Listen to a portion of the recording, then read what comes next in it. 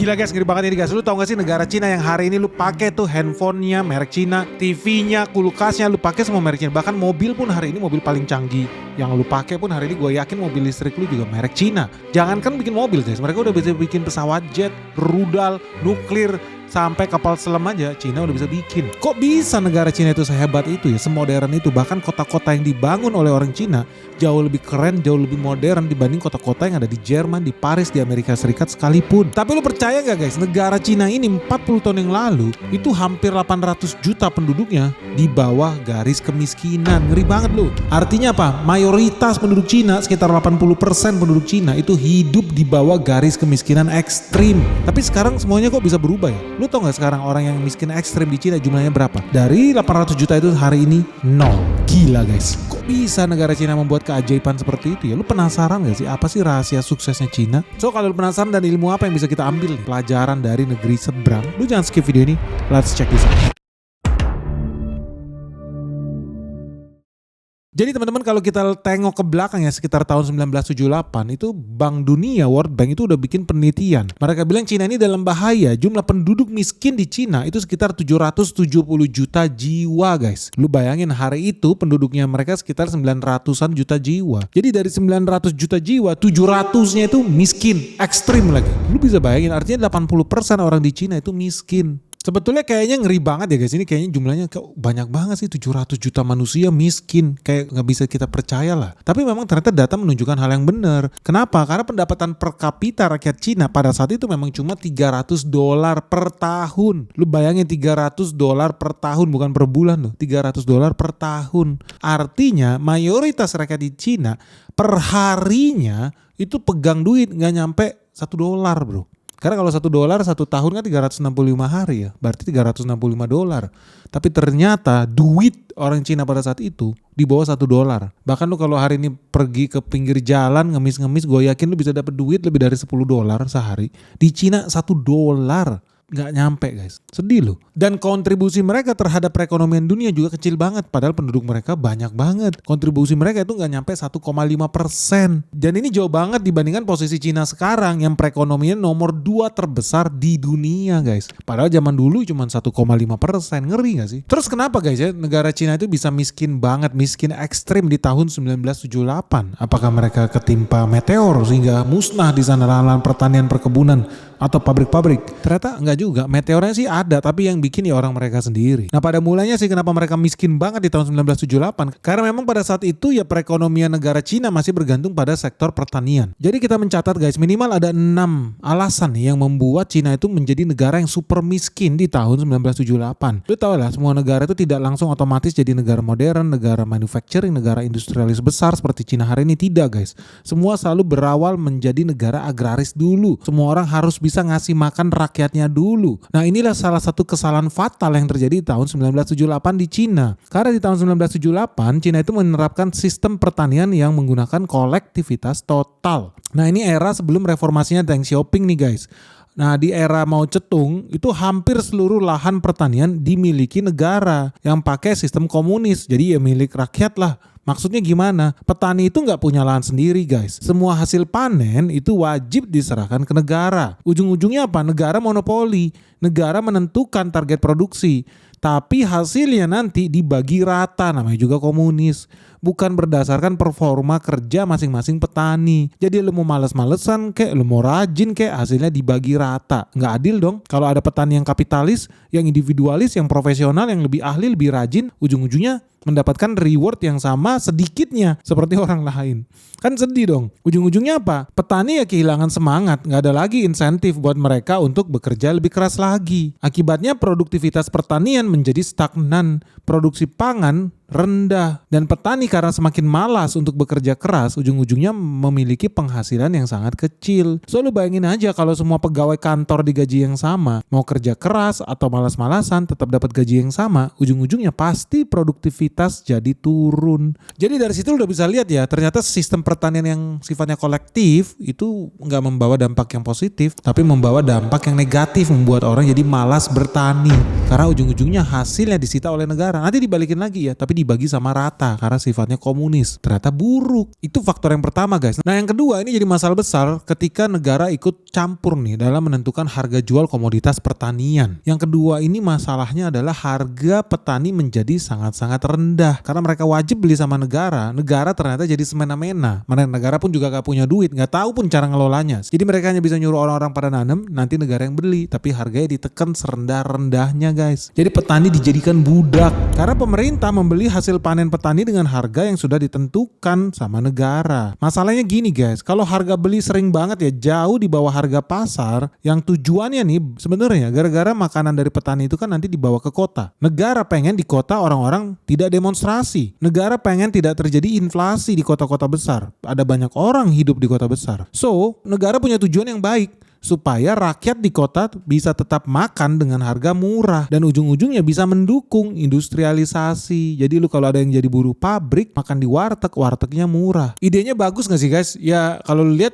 nah ini yang gue bilang ya, di Indonesia juga kejadian yang sama. Lu tuh pilihan ya, yang digencet itu petani diinjak-injak untuk kasih makan orang-orang di kota, atau kebalikannya, petani dibikin sejahtera, harga panen dibikin tinggi, tapi nanti rakyat di kota demo, sembako naik, padahal lu gak pernah mikir ya, sembako naik itu petani happy apa petani sedih? Petani kalau penghasilannya naik ya kenapa enggak? Tapi orang di kota mana mau tahu, mereka maunya apa? Demo aja terus, yang penting kalau makanan mahal demo aja terus. Maunya apa orang kota? Orang di desa tetap miskin, tetap bodoh. Sama seperti Indonesia hari ini. Rakyat Indonesia hari ini seneng gak kalau harga beras naik? Seneng gak kalau lihat petani kaya raya? Enggak bro, mereka pengen petani tetap miskin, peternak nelayan tetap miskin. Supaya yang di kota-kota bisa tetap menikmati hidup berkualitas, tapi nggak mau bayar biaya yang pantas. Ngeri nggak? Makanya gue sebetulnya ya nggak setuju tuh kalau ada orang yang pengen tutup program MBG, karena faktanya gue ke lapangan, program MBG faktanya memang banyak membuat kesejahteraan loh buat orang peternak, petani di desa-desa itu banyak yang happy. Itu realitanya guys. Tapi bukan artinya MBG ini tetap harus dilanjutkan dengan brutal ya, dengan semena-mena, enggak. Tetap kalau ada kebocoran ya harus dibenerin, harus diperbaiki. Tapi kalau ditutup total, jangan, bahaya. Malah justru bisa jadi demonstrasi massal. Dan yang turun ke jalan bukan lagi mahasiswa kan kalangan menengah. Pakai handphone, bisa beli paket data, bisa nonton ke bioskop, hai. Makanya demonya gagal tuh kemarin-kemarin. Tapi begitu kalau MBG hilang guys, lu percaya gak sih?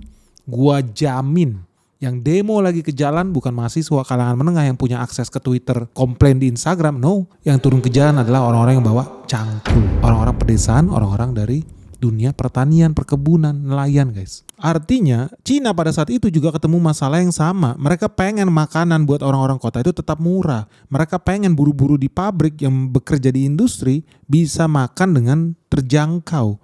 Tapi ujung-ujungnya harga beli ke petani seringkali jauh di bawah harga produksi. Akibatnya apa? Pendapatan petani tetap rendah. Apalagi nggak ada modal petani ini buat beli pupuk, buat beli alat pertanian. Ujung-ujungnya kemiskinan di desa-desa di Cina semakin dalam guys. Padahal di tahun 1970-an 80% rakyat Cina masih tinggal di desa. Artinya kebijakan ini ujung-ujungnya berdampak ke sebagian besar masyarakat yang ada di Cina. Nah yang ketiga, Cina itu pada saat itu mengalami yang namanya isolasi ekonomi. Di eranya Mao Zedong, Cina itu menutup dirinya loh dari ekonomi dunia luar.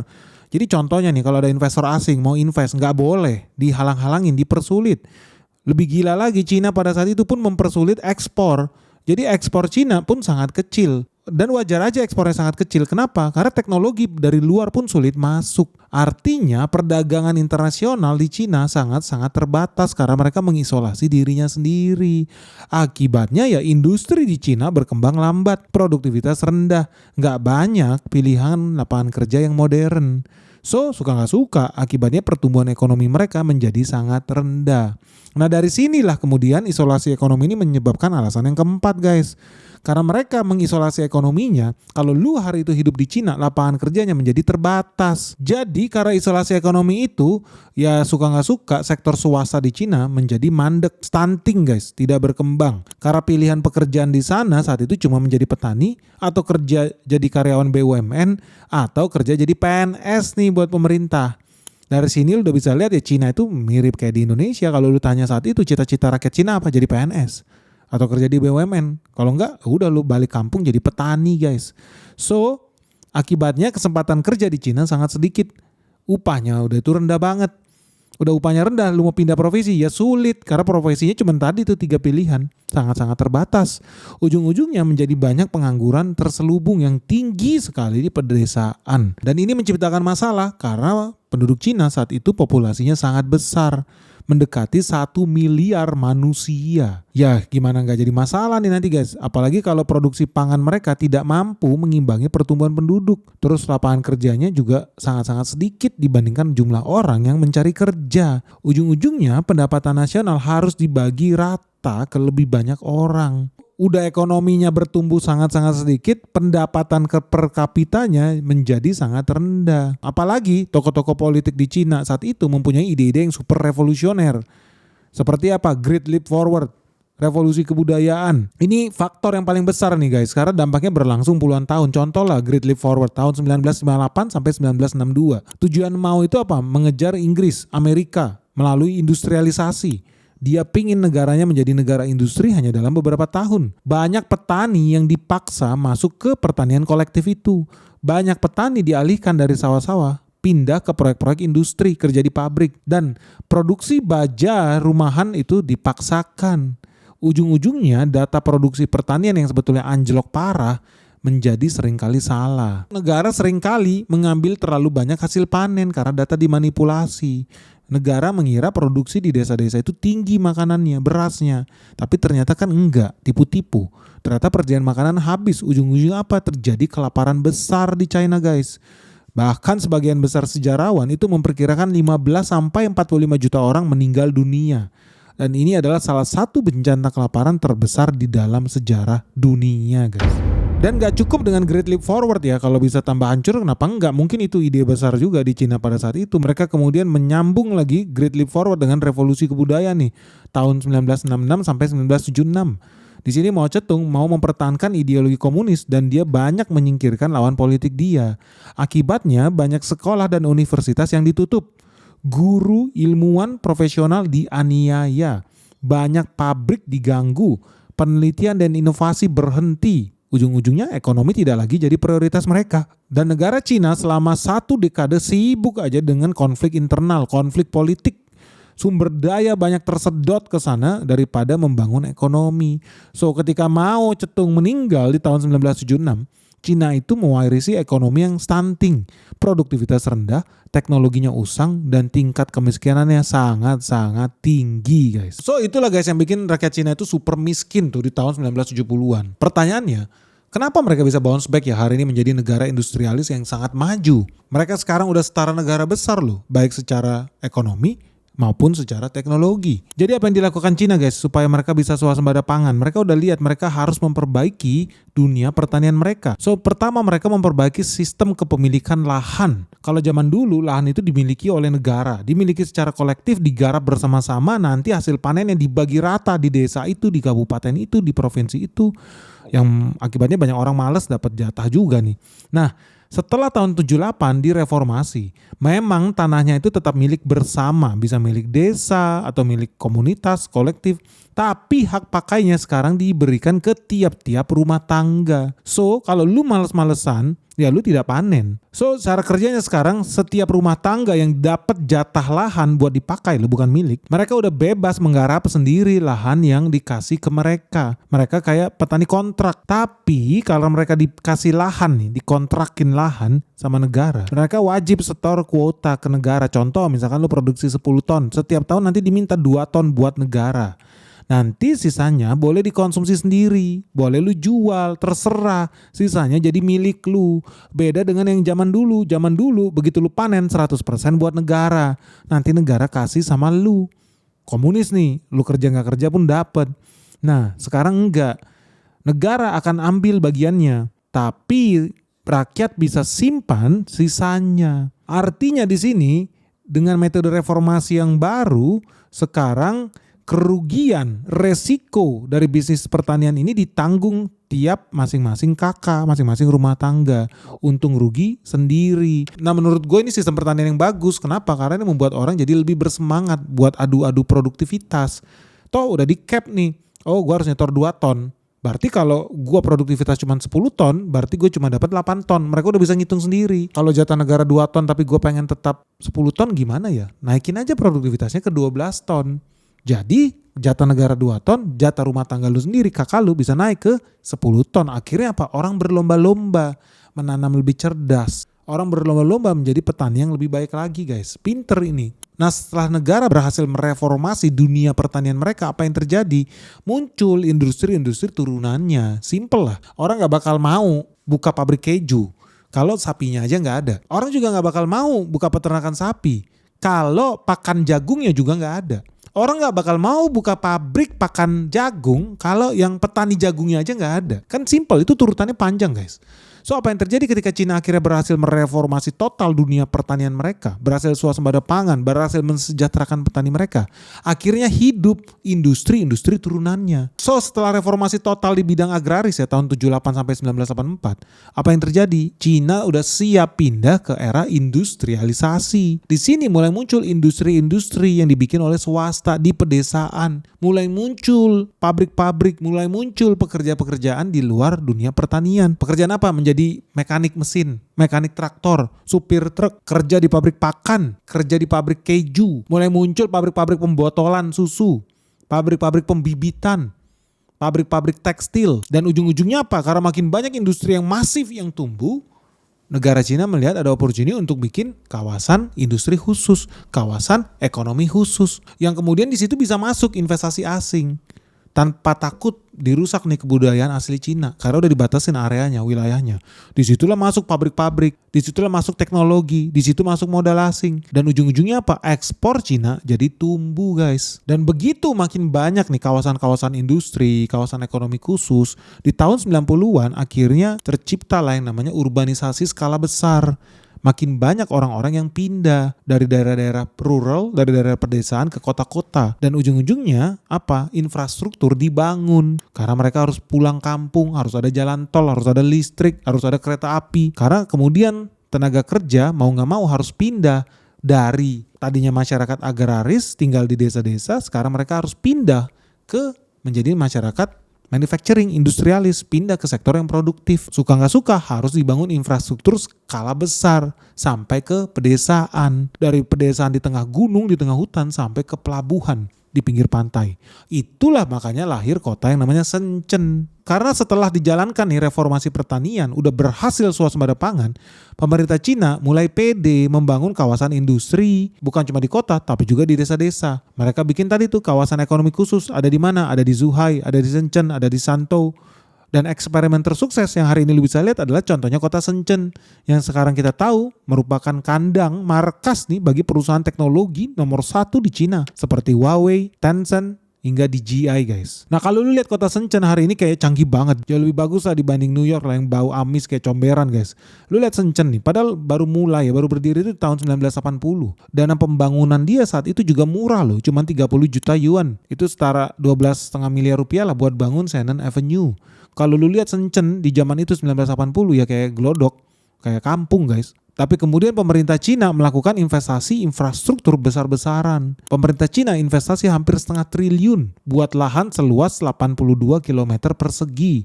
Barulah di sini modal asing tertarik buat masuk invest pabrik miliaran dolar, bikin pelabuhan ekspor, bikin properti-properti megah.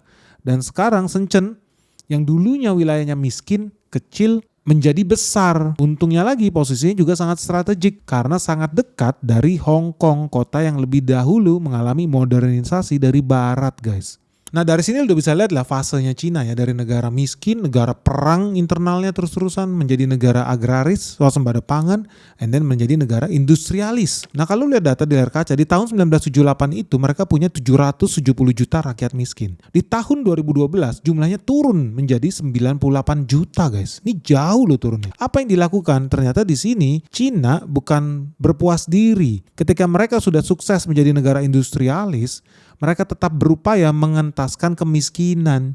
Cina pun membuat metode baru yang namanya Qingchun Fupin, alias memberantas kemiskinan secara tepat sasaran. Ini dijalankan di tahun 2012.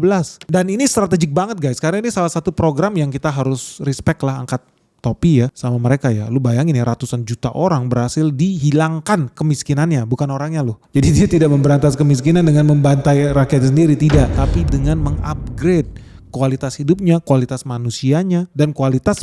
Halo guys, ngeri banget ini guys. Market terus-menerus nyungsep, merah membara dan crash di mana-mana. Nah, buat teman-teman yang merasa bingung nih gimana cara melewati navigasinya nih, peperangan yang terjadi di Iran bentar lagi buka cabang di Asia. Kalau lu nggak siap guys, lu jangan kaget kalau lu harus berpisah dengan harta kekayaan lu. Nah, terus gimana kalau teman-teman yang masih belum tahu dan belum tahu gimana caranya bersiap menuju dunia yang makin kacau ini? Jangan sampai lu investasi lu terganggu. Segera gabung di Benix Investor Group. Karena apa yang terjadi di market crash hari ini, merah membara, sudah gue share dari tahun lalu. Dan hari ini semua berjalan sesuai skenario yang gue ajarin. So buat teman-teman yang pengen tahu gimana caranya cari cuan ya di era perang dunia 3 ini, segera daftarkan dirimu sekarang juga hanya di www.benix.id. Karena cuma di sini ya kita bakal ajarin lu gimana cara investasi yang benar. Kita bakal ketemu dengan direksi-direksi perusahaan top yang ada di Indonesia. Kita akan ajak lu buat site visit, temu emiten, bahkan kita ada acara sebentar lagi gala dinner bersama seluruh investor di Benix Investor Group. So tunggu apa lagi guys? Orang dari luar negeri aja berbondong-bondong buat ikut Benix Investor Group. Masa lu ketinggalan? Benny Batara, the founder of the Benix Investor Group. Yuk buruan segera daftar di Benix Investor Group sekarang juga.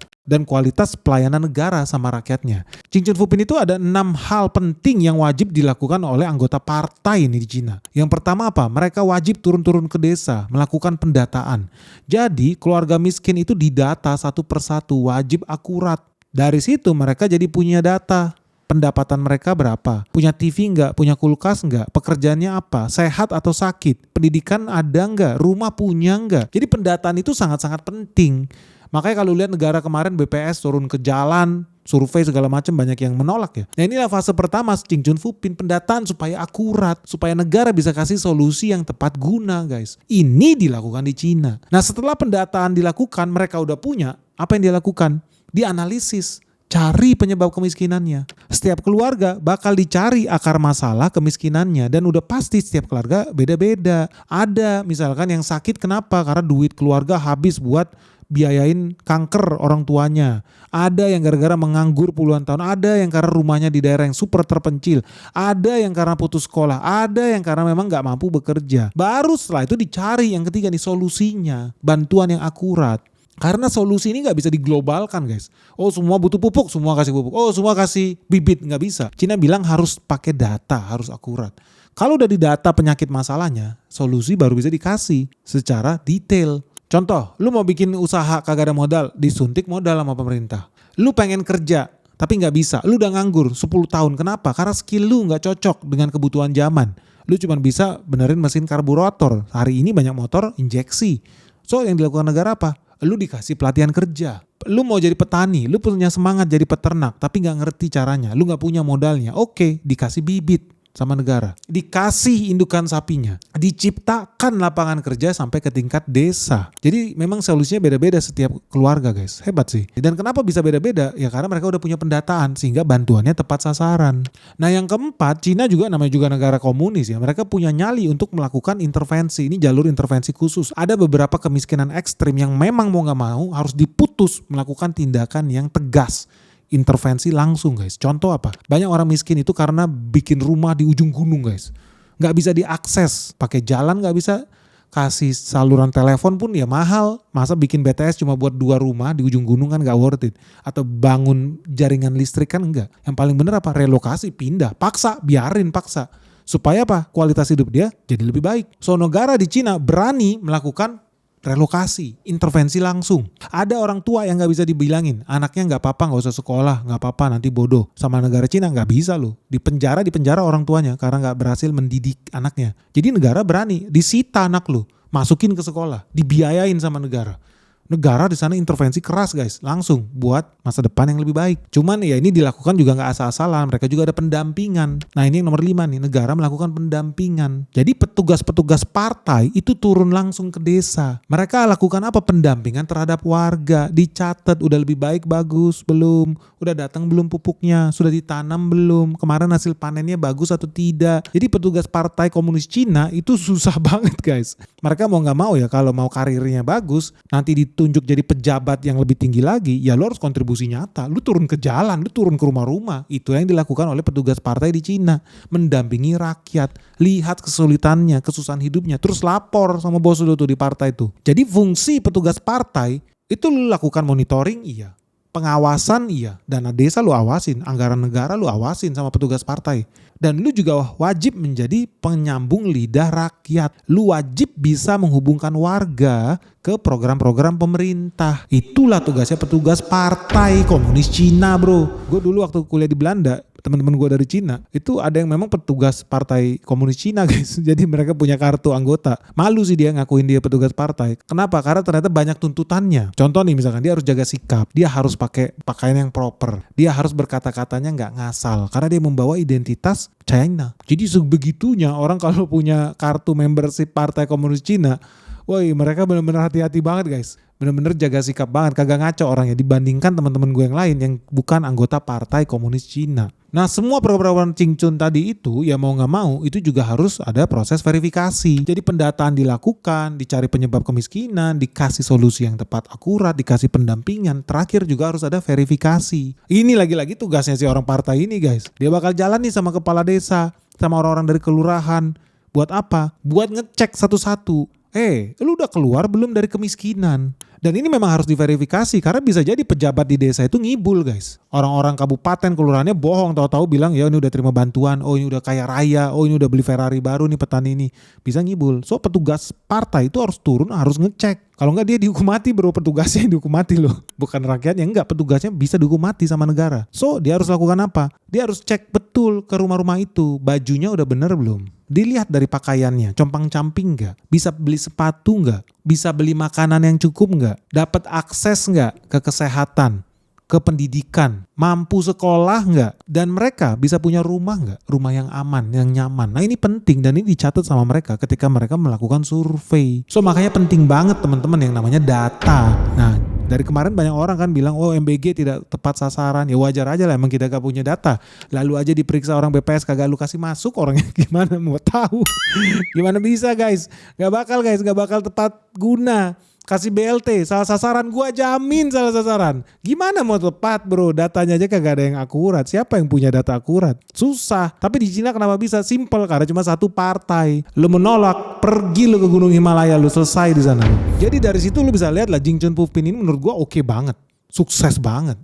Dan data gak bisa bohong. Begitu Jing Chun Pupin diluncurkan, apa yang terjadi? Lu lihat di layar kaca. Di tahun 2012 masih ada 98 juta rakyat Cina yang miskin. Walaupun ini udah turun loh dari 700 jutaan tadi kan. Tapi pemerintah Cina tidak puas. Dia luncurkan Jing Chun Pupin dan ternyata dari tahun 2012 ke tahun 2020 langsung jadi 0. Jumlah manusia yang miskin dari 98 juta manusia hanya dalam waktu 8 tahun dari tahun 2012 Jing Chun Pupin meluncur menjadi 0 manusia. Ngeri, guys. Nah kalau yang pertama itu dari jumlah manusia, yang kedua lu bisa lihat di layar kaca dari jumlah kabupaten lah. Kabupaten-kabupaten dianggap masih miskin ya. Tahun 2012 ada sekitar 832 kabupaten yang dianggap miskin, guys. Tahun 2020 angkanya udah berubah jadi 0. Hebat gak sih, guys? Menurut gue ini luar biasa loh Cina. Nah tentunya lu curiga dong, guys. Kenapa ya bisa-bisanya si Cina ini menghilangkan kemiskinan, ratusan juta rakyatnya berhasil naik level, guys. Jangan-jangan mereka pakai ilmu magic di Indonesia. Pakai apa? Biro Pusat Skenario. Jadi ya ngibul-ngibulin aja lah datanya lah. Supaya data kemiskinan berkurang, tinggal standar kemiskinan kita aja yang diturunin.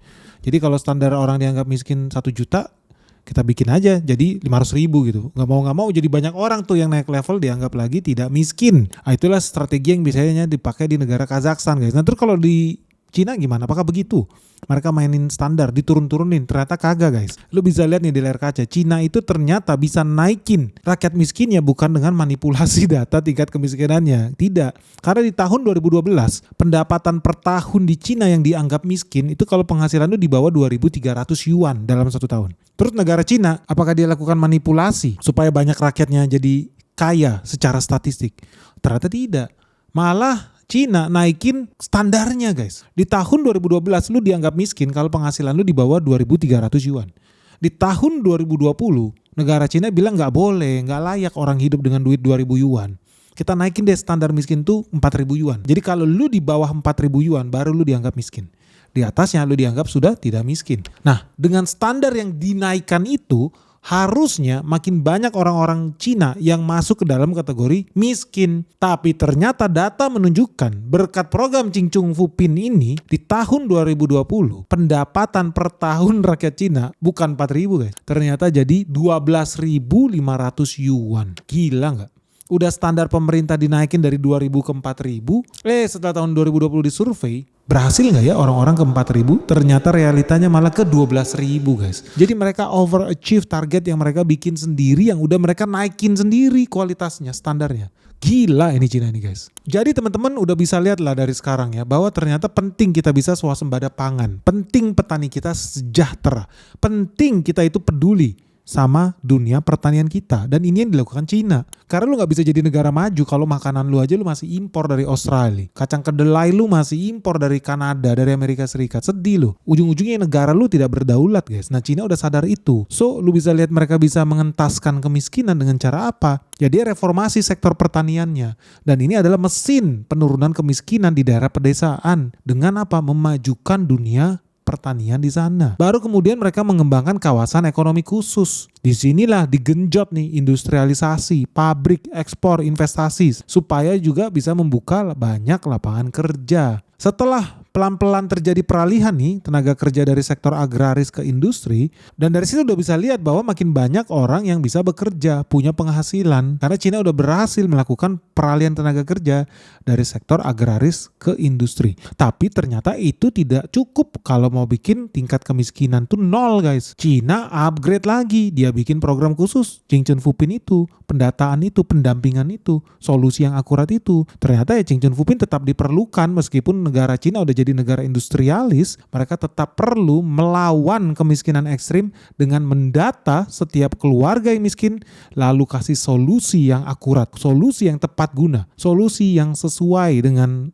penyebab sakit penyakitnya. Makanya lu gak usah heran kalau lu lihat data penurunan kemiskinan Cina dari 1978 masih 700 juta jiwa ke 2020, ya memang faktanya Cina berhasil menghilangkan kemiskinan ekstrim di pedesaan hanya butuh waktu 4 dekade. So kalau lu melihat ya, Cina kok bisa sukses besar ya dalam mengentaskan kemiskinan ini, harusnya jadi inspirasi kita semua dong ya. Makanya gak usah heran ya, Indonesia juga wajib sebetulnya meniru, mencontek caranya Cina ini guys. Makanya gue gak heran sih kemarin Wakil Menteri Desa dan Pembangunan Daerah yang masih tertinggal ya, si Ahmad Riza Patria, kemarin dia pergi tuh ke Cina, katanya mau belajar nih soal sistematikanya, proseduralnya, tekniknya, gimana caranya bisa mengentaskan masalah kemiskinan ini. Jadi bukan cuma program-programnya doang, tapi betul-betul full metodologinya wajib bisa kita bawa ke sini guys. Ya pasti ada modifikasi lah sesuai dengan kondisi politik dalam negeri juga. Dan menurut gue memang penting kita bisa belajar Chingchun Fupinnya Cina. Kenapa? Karena angka kemiskinan Indonesia itu juga tinggi. Lu tau lah di tahun 98 Krismon itu orang Indonesia yang miskin ada 25% loh. Sekitar 49 juta rakyat di Indonesia yang miskin. Hari ini sih jumlahnya terus menerus menurun. Karena kalau berdasarkan data di tahun 2025 dari 49 juta itu udah turun ke 23 juta jiwa. Tapi kita gak boleh berbangga diri guys. 23 juta artinya masih ada puluhan juta rakyat Indonesia yang miskin. Ekstrim lagi. Apalagi ya di Indonesia itu dianggap miskin nih keluarganya kalau pengeluaran per orang di keluarga itu di bawah 641 ribu rupiah per bulan guys. Wah kalau lu bandingin sama si Cina ya jauh. Di Cina itu kan tadi gue bilang 4.000 yuan ya. 4.000 yuan itu setara 7 juta rupiah guys. Jadi ya jauh lah lu bandingkan dengan di Indonesia. Di Cina lu dianggap miskin tuh kalau di bawah 7 juta rupiah, 4.000 yuan ya di tahun 2020. Well dari sini kita berarti masih banyak nih PR-nya orang Indonesia supaya bisa hilang kemiskinan nih, supaya gak ada lagi saudara-saudara kita yang gak punya akses ke kesehatan, ke pendidikan, ke pekerjaan yang layak, tinggal di kolong jembatan. Jangan sampai lah guys. Meskipun ya Indonesia itu udah punya banyak program lah, ganti presiden, ganti programnya macam-macam lah. Berhasil turun ya berhasil turun. Tapi kalau kita analisis ya dibandingin sama Chingchun Fupin ya jauh lah. Walaupun sekarang gue jadi sadar wajar aja kita nggak bisa bergerak secepat Cina. Ya contohnya Presiden SBY ya, dia jadi presiden tahun 2004 sampai 2014. Dia punya program banyak. BLT itu, bantuan langsung tunai. Raskin, beras buat rakyat miskin. Dia ada Jamkesmas, jaminan kesehatan masyarakat. Ada BSM, bantuan buat siswa miskin. Ada PNPM mandiri, bagus. Ada program KUR, kredit usaha rakyat, oke. Makanya gak usah heran ya di eranya SBY tahun 2004 dia jadi presiden, itu orang miskin di Indonesia ada 36 juta jiwa. Ketika dia berhenti di tahun 2014, udah habis nih, turun menjadi 28 juta jiwa. Artinya ada hilang tuh 7 juta orang miskin. Persentasenya sekitar 21%. Orang miskin itu menjadi lebih sedikit di Indonesia. Hebat gak? Ya hebat lah. Boleh lah SBY. Jokowi gimana? Jokowi juga ada bikin program buat apa? Menghilangkan kemiskinan. Dia bikin apa? Dari waktu dia presiden 2014 sampai 2024, dia ada bikin PKH. Dia ada bikin BPNT, dia ada bikin kartu sembako, dia ada bikin kartu Indonesia Sehat, kartu Indonesia Pintar, dana desa, kartu prakerja, padat karya, dan lain sebagainya. Bagus nggak? Ya kalau lihat angka memang turun juga orang miskin. Karena waktu Jokowi naik jadi presiden di tahun 2014, orang miskin itu ada 28 juta jiwa. Dan ketika dia selesai masa jabatannya, orang miskin tersisa 25 juta jiwa. Artinya turun 3 juta orang miskin nih. Sekitar 10,8% lah penurunan angka kemiskinan di era Jokowi. Oke, tapi sebetulnya kita bisa lakukan lebih baik lagi lah. Kenapa ya? Lu bayangin Cina hampir 800 juta orang bro yang hilang. Kemiskinan itu hilang, 800 juta orang miskin hilang di Cina. Ini hebat lah. Nah kalau Prabowo gimana? Ya Prabowo sih ya gak fair juga lah, dia baru 2 tahun menjabat. Tapi kalau lu lihat waktu Prabowo naik jadi presiden tahun 2024 itu ada 25 juta orang miskin di Indonesia. Tahun 2025 itu udah turun menjadi 23,8 juta jiwa. Artinya ada penurunan 5,4%. Meskipun Prabowo belum menjabat 2 tahun penuh lah ya ketika data ini juga keluar. Ya not bad lah turun 5%. Hopefully anyway kalau gue lihat ya Prabowo salah satu yang aware dengan si Ching Chun Fupin ini. Aware dengan pentingnya pembangunan masyarakat pedesaan. Aware tentang pentingnya petani kita sejahtera, nelayan kita sejahtera, peternak kita sejahtera. Hilirisasi harus dijalankan guys. So gue gak bakal heran sih seharusnya nih secara teoritis nih. Ya sebelum dia pemilu lagi lah 2029 ya. Harusnya udah bisa lah di bawah 20 juta orang yang merdeka dari kemiskinan guys. Bahkan kalau bisa 0 guys. Tapi ya mungkin butuh 2 periode Prabowo lah ya baru bisa 0 ya kemiskinan di Indonesia. Well anyway, lu bisa bayangin gak sih guys? Cina itu butuh 40 tahun untuk menghilangkan 800 juta orang miskin di sana. Dibikin naik level. Jadi sejahtera. 800 juta penduduk guys. Itu hampir 90% penduduk dia miskin. Ngeri. Tapi sekarang udah gak ada lagi orang miskin di Cina guys. Sementara Indonesia ini udah merdeka 80 tahun. Tapi ternyata kita masih punya puluhan juta orang miskin. Dan gue gak usah heran. Kenapa? Ya negara kita ini begitu kaya. Tapi mayoritas rakyat Indonesia tinggalnya bukan di kota-kota. Tinggalnya di pedesaan. Jadi apa? Petani, pekebun, nelayan. Itu mayoritas orang Indonesia. Tinggal di kampung, tinggal di desa. Tapi sedihnya meskipun 80% orang Indonesia tinggalnya di desa-desa, ternyata kekayaan kita yang pergi ke desa nggak nyampe 80%. Mayoritas kekayaan Indonesia larinya kemana? Jakarta guys, Jabodetabek. Desa cuma dapat tipis-tipis. Ya baru kali inilah sebenarnya gara-gara ada MBG juga ya. Bukannya gue endorse MBG atau apa ya. Sampai detik ini pun kita tidak punya dapur. Cuman suka gak suka MBG itulah yang bikin petani-petani di desa-desa tambah kaya raya. Petani, nelayan, pekebun, peternak. Suka gak suka untuk pertama kalinya ada presiden yang berani loh. Kucurin duit tadinya dikuasai oligarki di atas. Sekarang turun langsung ke bawah guys. Makanya gue berulang kali bilang Prabowo lu hati-hati dijebak sama pembisik lu. Karena dari kemarin gue ketemu banyak orang yang pengen MBG itu ditutup. Gue jamin kalau MBG di stop guys. Lu siap deh. Besok yang turun ke jalan demonstrasi bukan lagi mahasiswa kalangan menengah. No. Tapi orang-orang yang bawa cangkul.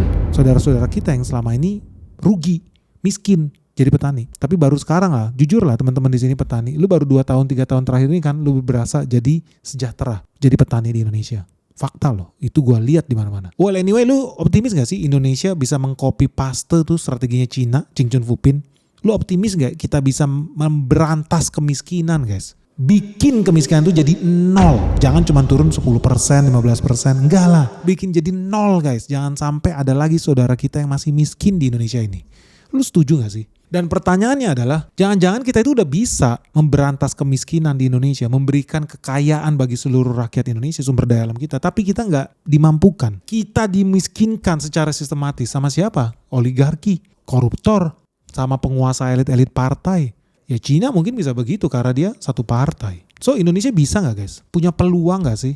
0% orang miskin di Indonesia. Coba dong kasih tanggapan kalian, kasih pandangan kalian di kolom komentar di bawah ini. Gimana caranya sih supaya Indonesia bisa orang miskinnya tuh 0 guys. Jangan ada lagi saudara kita yang miskin di republik ini. Gimana caranya guys?